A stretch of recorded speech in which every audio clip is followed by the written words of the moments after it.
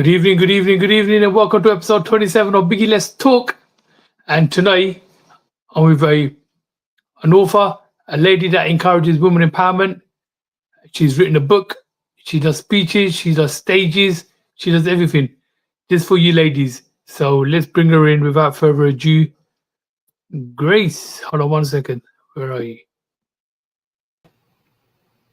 Good evening, Grace. Hi, Biggie. Good evening. How are you? Okay. Yeah, I'm doing good. Thank you. How are you? Did we get the timing right? Is it 3 o'clock on your end? Sorry? Is it 3 o'clock where you are? Yes, 3 p.m. Yeah. That's all right then. I always get the timing wrong. You know that when I do international streams. I understand, right? Yeah, The time keeps changing. 100%. It keeps going faster and faster. Okay, let's get into it without any further ado. Let's find out a bit about you. Where are you actually from?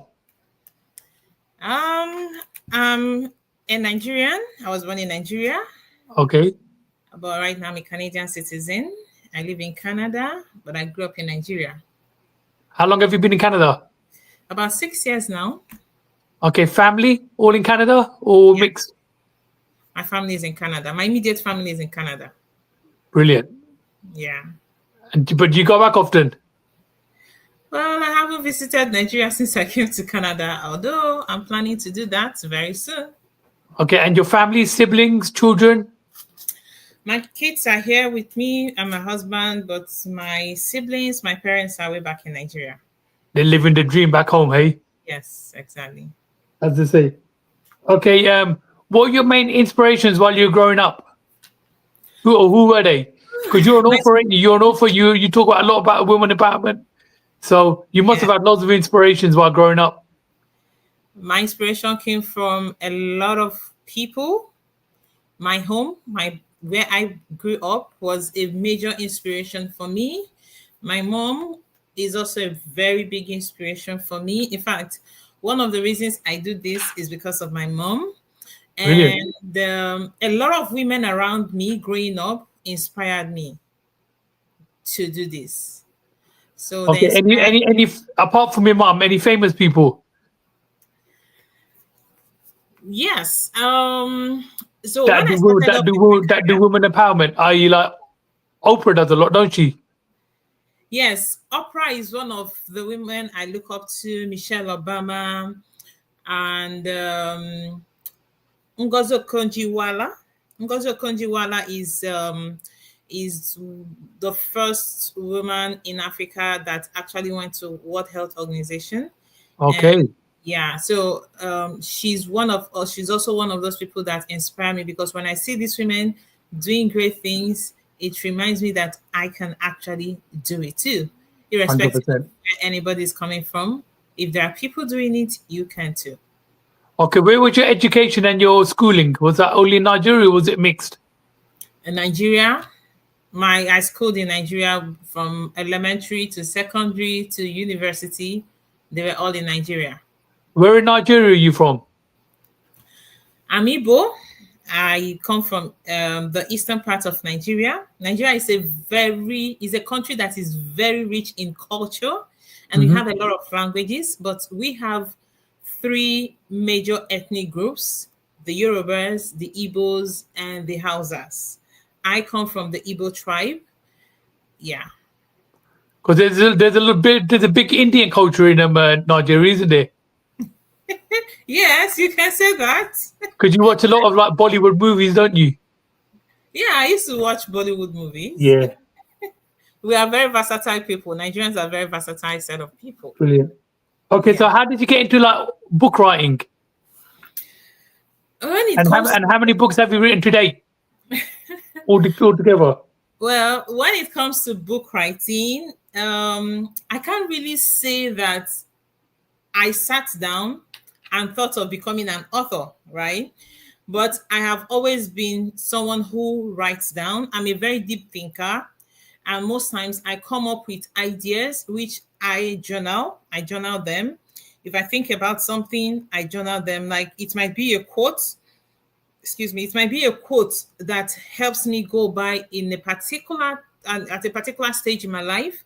I write Okay. it down, I work with it. So that was how I started, writing little by little about things that happen around me, things I want to see happen, how I want to lead my life. So that was where my jottings and journaling, started.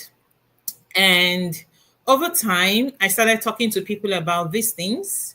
So I can't really say when it comes to book writing, there was a particular time, but in way back in 2022, I wrote my first book. It's an ebook. It wasn't very big.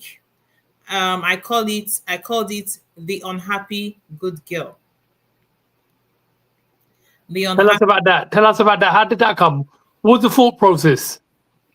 So in The Happy Good Girl, I wrote about 5 steps you can move from being a people pleaser as a girl to someone who sets boundaries and you can actually stand on your own without feeling any guilt.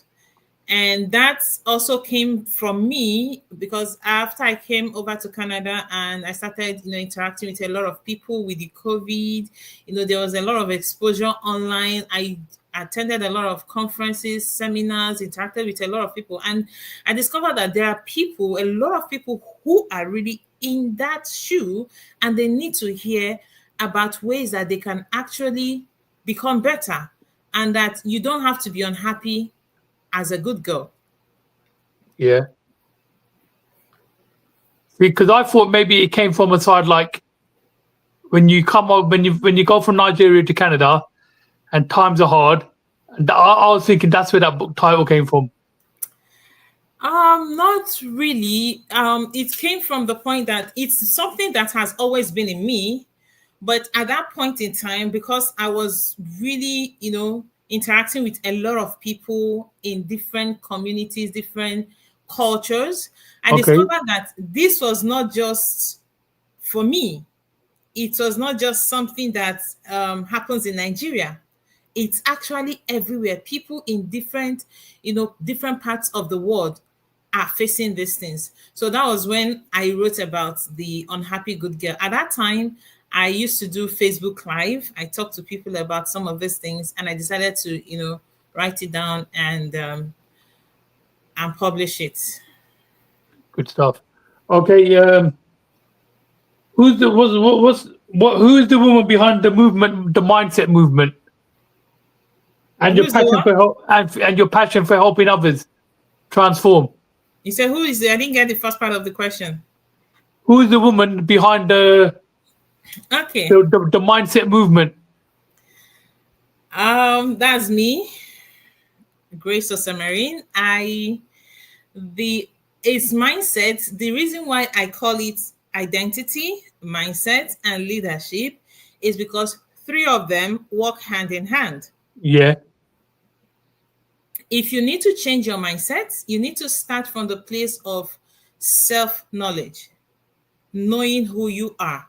Because when you get to know who you are, the way you see yourself changes. And when the way you see yourself changes, you start attending to yourself in a different way. For Brilliant. instance, if a princess, I like using royalty as an example. Yeah. If a princess who was born in a royal family got lost and then she was taken in to become a servant, but before she got lost, she had gotten certain trainings and somehow she forgot who she was. But while she was in that space as a maid and she sees a queen, and then she starts seeing herself as a queen. Remember, she's already a princess. Yeah. The place that she found herself at that time doesn't define her because she was already a princess. All she needed to do was realize that she's a princess and start behaving as a princess. So until she recognizes herself as a princess, she will keep behaving as a maid. But when she sees she's a princess, the way she sees herself will change. The way she will carry herself will change. The way she will talk to people will change because a princess, royalty carry themselves with grace and and honor, right? So Yeah. that is how she'll start carrying herself. So it's all So about that mind. It's all about the mind. Yes. I like it.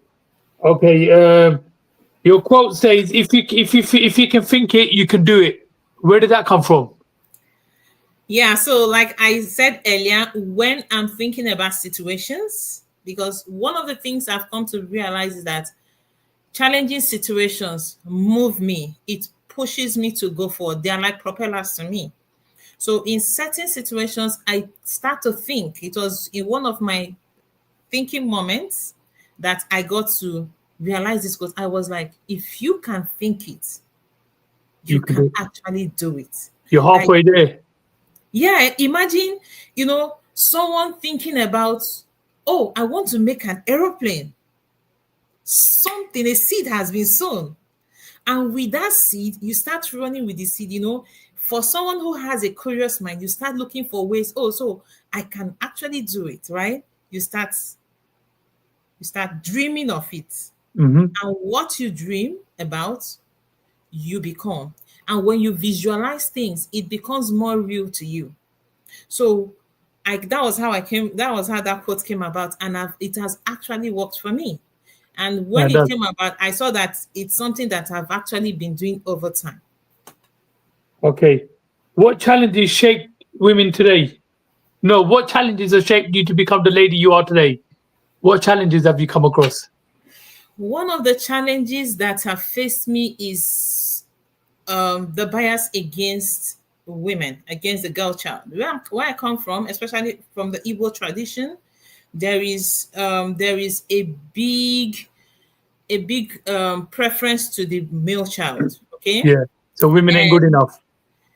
yes, not just that women are not good enough. If a family don't have a boy child, it will look as if they don't have a child, because they see it like there's no one to carry on the family The family name. lineage, right? I know it's general, but and coming from a family where we are five girls and one boy, and the boy was the last. Before my brother came on, I heard people, my parents don't have bias against gender, right? But I heard people say so many things. Okay, You're like, oh, cursed. yeah, Yeah. my parents don't have bias. They don't have bias against gender, whether No, it's a girl I child. know exactly what you're talking about. Coming from an coming from India, it's the same thing there as well. If you haven't got a boy in your family, it's like the people that start thinking, hold on, who's going to carry the family name? Who's going Yeah. to do this? Who's going to do that? But you know what? Me, myself, I've got two daughters. I wouldn't change them for nothing. Yeah. So that was one of the things that challenged me. I remember the time, because I was in secondary 3, that's like grade 10, no, grade 9 in the school system now, Yeah, about grade 9, which was when my brother was born. I made a decision. I said, whatever it is that is expected of a boy child to do, I will do it. yeah. So Whether where are you in the family? Are you the oldest or the No, middle I'm not or the oldest. I'm the second child. okay? Yes. So with that, it was an innocent thought. Imagine, I was still a teenager then, I was still very little, but that seed had been planted. And over time, I saw that I started I never wanted them to say of my parents, oh, they don't have anyone to support them. Oh, Yeah, because all their children are girls, they don't have anyone to take care of them. So that was at the back of my mind, and I strive to ensure that my parents will not be mocked when they grow up because they don't have a male child. So that was how it started. and did your sisters have the same mentality as well? They're not gonna take no shit from anyone. Yeah, of course. Right now, there's really been a change. There's been an improvement these days. Like, people are starting to embrace the girl child and appreciate what the girl child carries, because it's not about gender. I often say that before you become woman, you are human. Yeah, At the point of conception, nobody is thinking, oh, is it going to be a boy or a girl? Everybody is happy. Oh, the woman is pregnant. it's true. So before you become a woman or a man, you are human. So there is a need for us to start seeing people as human and not based on gender. Yeah. And I see there has been a lot of improvement, but there still needs to be a lot of work to be done, because I also discovered, which is one of the reasons I wrote this book, I discovered that, as women, some of the things we do is not really because we want to do it. Sometimes they are things we do subconsciously, because these are things that have already been imparted in us, embedded in us. It has been put somewhere there in our subconscious mind, and then we come up, we live our lives with these things without knowing that they are actually dictating what we do. And that is why some girls, like women, we are people that, we are emotional beings, and we react a lot to what people tell us. We react a lot to words. And when women start hearing negative things people tell us, especially because women have somehow been identified or labeled based on their physical appearances. So somebody will not tell them, you're not beautiful. Look at how you are. Like in Nigeria, then I used to be very slim. The way they will talk to you because you are slim, you feel you are losing something. And then you try to meet up because you don't want to be teased because of the way you look. Yeah, Or you look at some people, they feel that you are not as beautiful as certain people. It affects a lot of women, and because of that, we lose ourselves. We forget that who we are is not based on external factors, is based on internal factors. Things that we carry, things that we own, things that we do. And we need to be very proud of those things, because the power is already in us as women. We need to realize what those power points are, know how to use them, and then put them into action. definitely. Okay, identity and mindset coaching. What exactly is identity coaching and how does it differ from general life coaching? Yes, identity coaching, continuing from what I was saying, right? When we take our eyes off of our core, who we are as a person, not as a girl or as a woman, but who we really are, you Hmm. start to see a lot of things that you have, a lot of values you have to give out. Yes, our identity comes from our parents because they gave birth to us and they name us.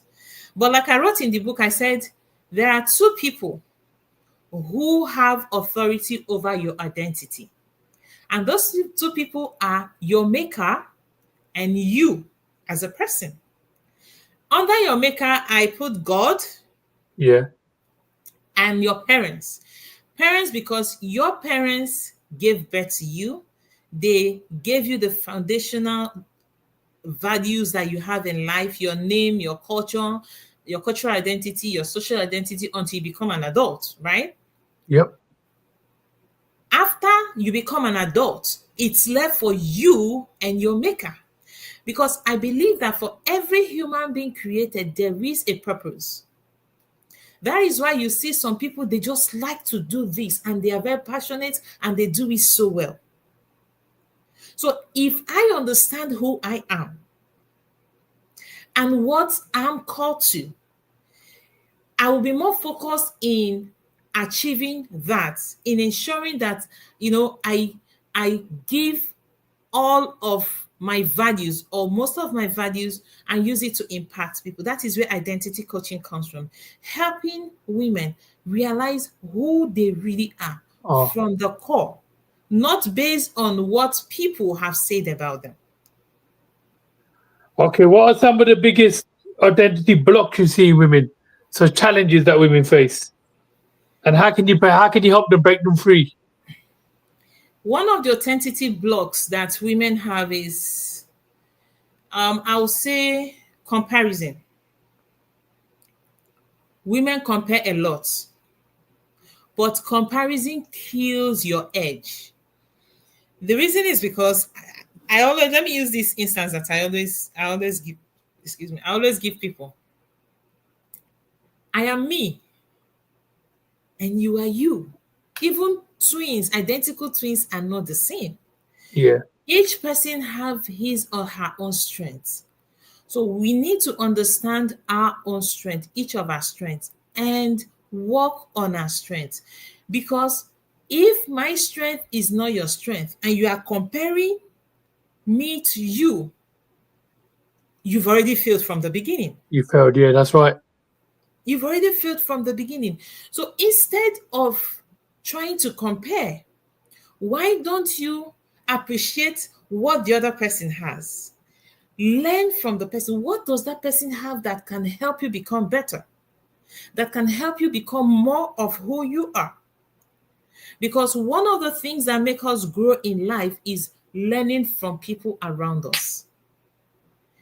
And with that, you see that you are not, firstly, you will not be anxious about, oh, this person is making it and this person is not making it. Yeah. Oh, she's beautiful. We are all beautiful in our own rights. The way I'm beautiful may not be the way another person is beautiful. True. And someone may see me as beautiful and another person may not see me as beautiful. Like they say, beauty is in the eyes of the beholder. 100%. And I've come to realize something else.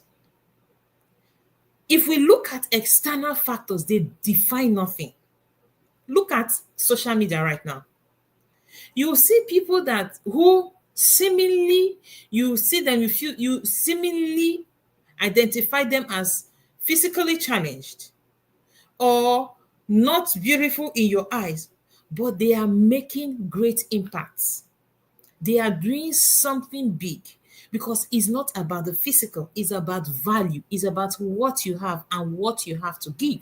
Hmm. So it's high time we stopped looking at what people are saying or listening to what people are saying and we start looking within us to find out what we have that we can give and that thing has value to give to people. Definitely.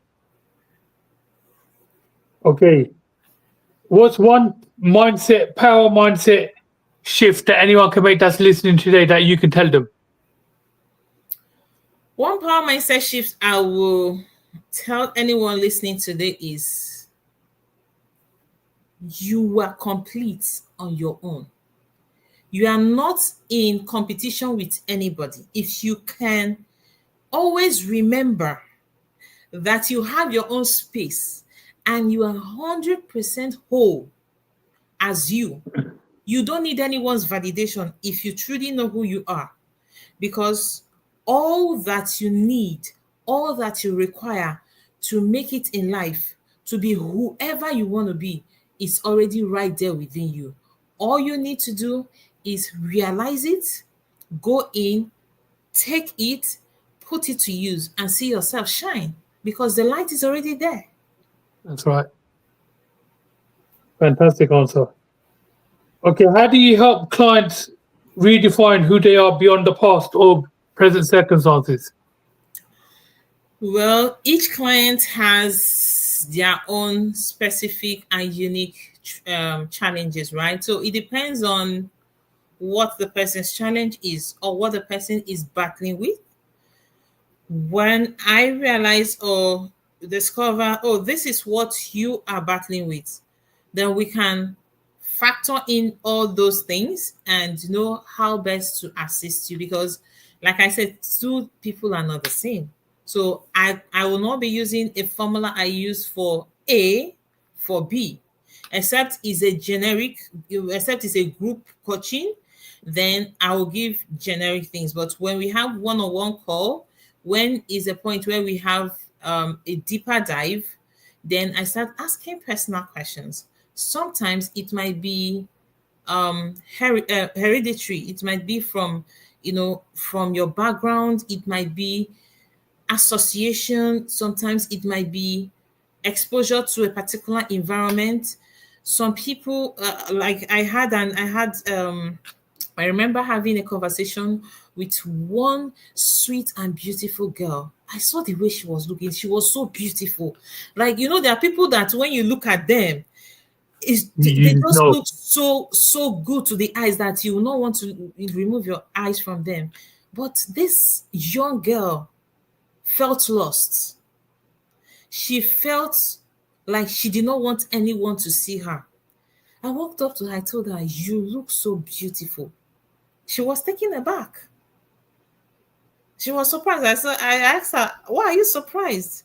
She said, people, she has never heard anyone tell her she's beautiful. I said, "Really? But you're so beautiful. I mean, you need to be proud of it, and you need to hold your heads high when you are walking. Stop bending your head as if you want to cover your face and for people not to see you." Then she started opening up a little bit to me. She said she has a boyfriend, that even her family members are always saying negative things to her, like she's not she doesn't amount to anything, she's a stupid girl, she's of no use, and then her boyfriend does the same. I smiled. I told her, you are not any of those things. You are beautiful, and you were made with great care. There's something in you that, when you allow yourself to share it with the world, you will see how beautiful that you are.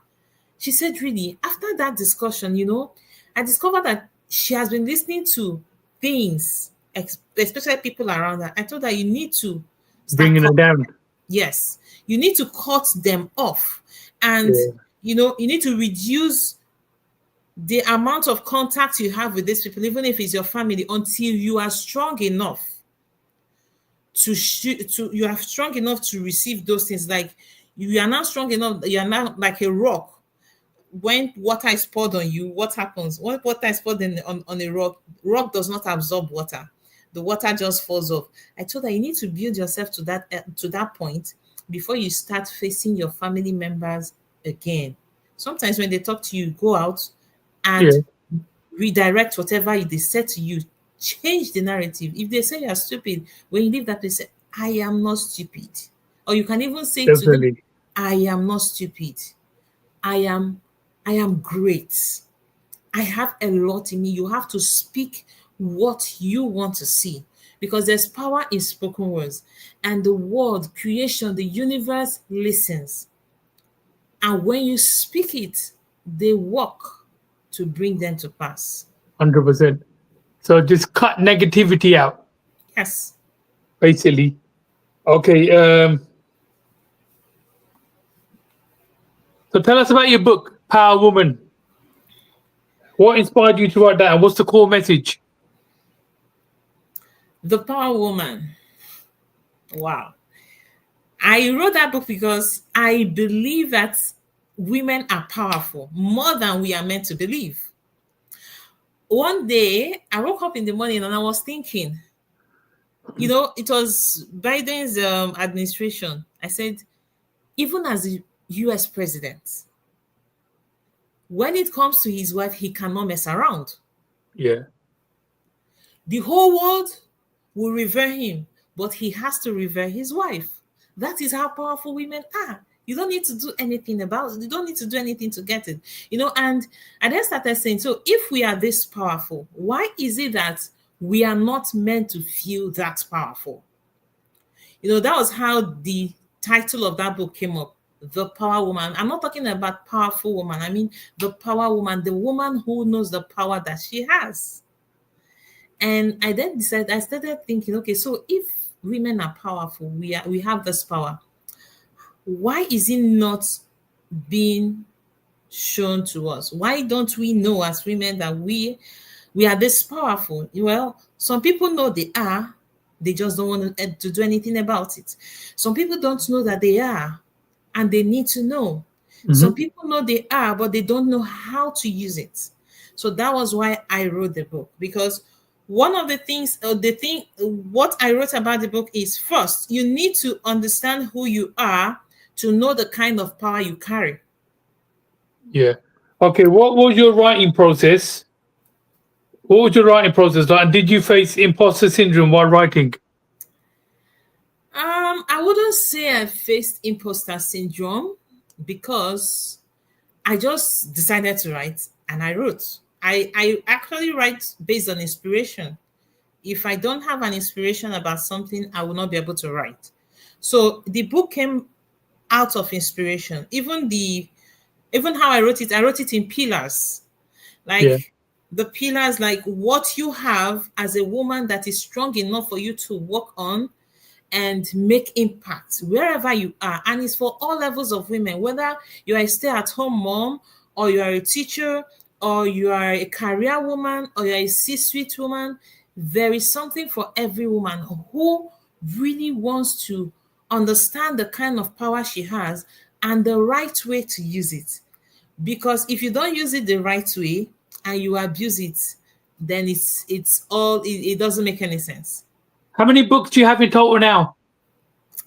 In total, I have two books. The one is an ebook, The Unhappy Good Girl, Yeah.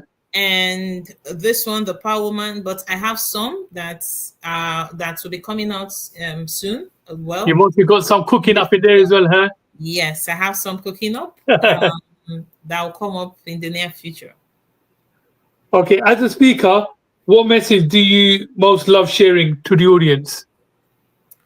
Message I love sharing, especially to women, is that you can you don't have to go by any standards. You can actually change standards. If that standard is no longer functioning, you can change it. So many myths that we have been made to know or work with, many of them are false truism. Don't be afraid to introduce something new. Don't be afraid to be you. Don't be afraid to bring your table and your chair.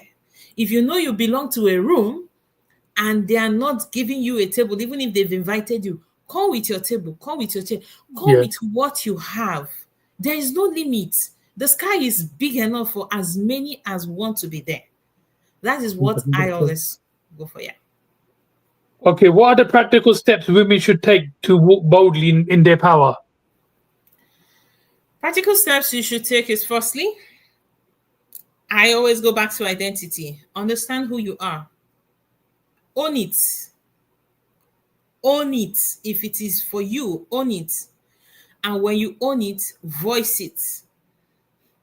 Let people know and be bold about it. I've discovered that being shy or being ashamed does not do anything. It does not help anyone. If you look around, you see that it's the people who have confidence. Yeah, They're the ones that are doing great things. It's not, some of them don't even know what they are doing, true. just because they refuse to allow themselves to be covered in shame. Some people may say those that act crazy, you Mhm. know, they're the ones that you see, because when people don't know you, when people don't see you, there's nothing you can do to help them. So if you want to step into your power, you need to own it and be proud of it. Brilliant. Okay, and how do you personally stay motivated and aligned with your purpose? How do I? How do you stay motivated? Oh, I don't know. I don't just know how I stay motivated. But I believe that one of my beliefs is that every new day is a new opportunity. Love it. Every day is a new opportunity. That I am alive, I can breathe, means there is something I have to do that only me can do. I need to find that and ensure that I get to that point. It may not happen today, it's a process. So we keep moving. So every day you wake up, know that it's an opportunity. And it shows that even if you have not achieved whatever you want to achieve, there is still hope. Definitely. Brilliant. Okay, what impact are you hoping your coaching does to other people and your writing? Right now, for my coaching, really coaching. Right now, I'm not coaching like very large number of women. I'm working with women, successful women, women in leadership who have made it, but somehow they feel lost. You know, for leaders, people are always going to them. But most times nobody actually think of, are they okay? Yeah. Do they have pain points? They do. Sometimes being in leadership is lonely, and most of them don't know who to really relate with. And as women, like I said, most times you think women, we have generally have this competition mindset. Instead of relating with your fellow woman to exchange notes, you more or less see the person as a rivalry. So most times some women, just so that they don't look for trouble or maintain their lane, or they don't want any problem, they just stay on their own, and it's very Just go with lonely. the flow. So I try to let them see that even if they've hit all the marks, they are still human. They they have the right to rest. They are entitled to feel free, do anything, not just trying to hit performance and performance metrics, right? Because most times they are just trying to meet metrics, whether it's family, career, and so many social engagements. Sometimes Mm. they lose themselves. So those are the women I'm working with right now, trying to help them rediscover themselves and find fulfillment even as successful women. And how do people contact you? Is it normally like word of mouth, or do you like approach like say a women's club or something, a social club? Yes, right now here in Montreal, I have a women's leadership club where we meet every month and we share ideas. Also, I'm developing a program. I'm developing my programs, which people can access on my website www.graceosemery.com. But right now, the clients I'm working with are people that I got through referrals. Also, Okay. I get a lot of people through referrals. So yes. Good. Okay, so if there's a young lady listening right now, what would you say to her? For the young lady listening right now, what I'll tell you is, don't allow anybody push you or make you anxious, because you have everything you need in life. Make sure you stay around people who build you, who add value to you. Don't be shy to ask questions. If you are not sure, ask questions. Learn from those who are achieving or doing the things that you want to see yourself doing. Because, like I said, if you can dream it, you can actually become it. What you visualize is what you become over time. Remember, there is no limit. You are limitless. You are unstoppable. If you really want to do something, if you can think it, you can do it. If you can dream it, you can become it. And there is no stopping to what you can be. The only thing that can stop you is you. So if you don't agree, if you don't accept, then you are limitless. And your success is something that we can only be hearing from the tops, from the rooftops. Fantastic, Grace. That's brilliant. Okay, and finally, what's next for Grace? Any events, projects, books? What's next for you? And where can people find you on social media? Yeah, so what's next for me? Firstly, my book is live. You can get it on Amazon. Just type The Power Woman, or you can type Grace Osemerin and it will come up. Then I'm hosting my book launch. I'll be launching my book officially August 23rd, 2025. It's going to be hybrid, both in person and virtual. You can see the invitation links on my social media platforms. I'm on LinkedIn. I'm on LinkedIn as Grace Osemerin.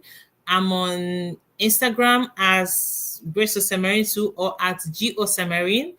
I'm on Facebook as Grace Kalu Osemerin. If you just put Grace or you just put Osemerin, you will see me. I'm everywhere.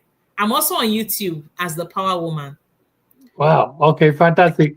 Okay, and before I leave you, did you get a chance to nominate anybody? I can nominate Amaka Obika. Somebody you know that's in your network that's happy to come on and talk. Yes, Amaka Obika.